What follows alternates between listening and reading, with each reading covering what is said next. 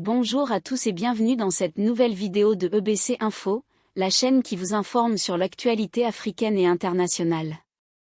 Aujourd'hui, nous allons parler du Niger, où les nouvelles autorités ont annoncé la fin de plusieurs accords militaires avec la France, suite au coup d'État qui a renversé le président Mohamed Bazoum le 26 juillet dernier. Nous allons écouter le témoignage d'Egoun Chibanzin, un internaute qui nous a envoyé son message sur les réseaux sociaux.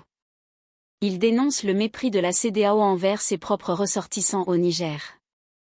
Voici ce qu'il nous dit.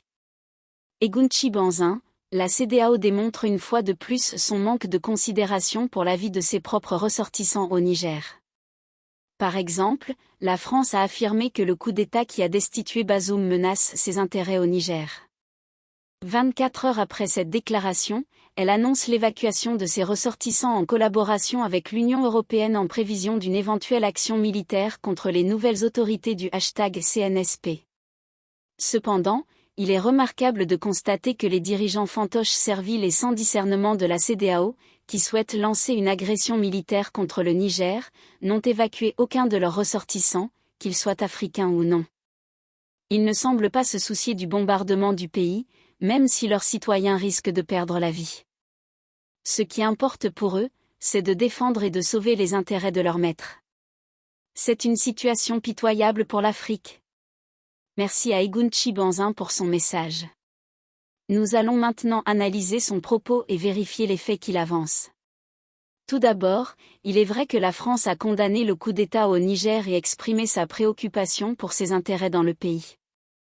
La France a en effet des liens économiques et sécuritaires étroits avec le Niger, notamment dans le domaine de l'exploitation de l'uranium et de la lutte contre le terrorisme.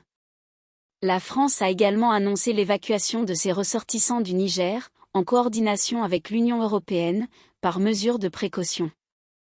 Ensuite, il est vrai que la CEDEAO a également condamné le coup d'État au Niger et envisagé une éventuelle intervention militaire pour rétablir l'ordre constitutionnel et libérer le président Bazoum. La CEDEAO est une organisation régionale qui regroupe 15 pays d'Afrique de l'Ouest, dont le Niger. Elle a pour objectif de promouvoir la coopération et l'intégration économique, politique et sociale entre ses États membres. Enfin, il est vrai que la CEDEAO n'a pas annoncé l'évacuation de ses ressortissants du Niger, contrairement à la France et à l'Union européenne. Cependant, il n'est pas certain que cela soit dû à un mépris ou à une indifférence envers leur vie. Il se peut que la CEDEAO dispose de moins de moyens logistiques ou diplomatiques pour organiser une telle opération. Il se peut aussi que la CEDEAO soit plus confiante dans sa capacité à résoudre la crise par la voie du dialogue et de la médiation, sans recourir à la force militaire. Quoi qu'il en soit, il est clair que le coup d'État au Niger a provoqué des réactions contrastées au niveau international, entre condamnation, inquiétude et soutien. Il est également clair que le coup d'État au Niger pose des questions sur l'avenir du pays, sur sa stabilité politique et sécuritaire, sur sa souveraineté nationale et sur ses relations avec ses partenaires régionaux et internationaux. Nous vous invitons à nous faire part de votre avis sur ce sujet dans les commentaires ci-dessous. N'hésitez pas à nous envoyer vos messages sur les réseaux sociaux, nous les diffuserons dans nos prochaines vidéos.